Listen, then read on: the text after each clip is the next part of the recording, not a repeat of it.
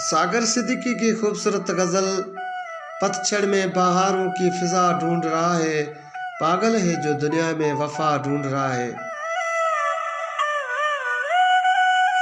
खुद अपनी हाथों से वो घर अपना जलाकर अब सर को छुपाने की जगह ढूंढ रहा है। पतझड़ में बहारों की फिजा ढूंढ रहा है, पागल है जो दुनिया में वफा ढूंढ रहा है।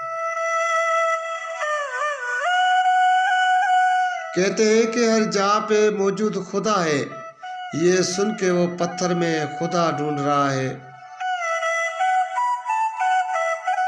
उसको तो कभी मुझसे मोहब्बत ही नहीं थी, क्यों आज वो फिर मेरा पता ढूंढ रहा है।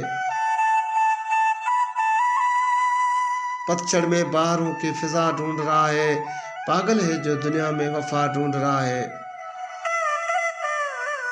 किसी शहर मुनाफिक में ये तुम आ गए सागर, एक दूजे की हर शख्स खता ढूंढ रहा है।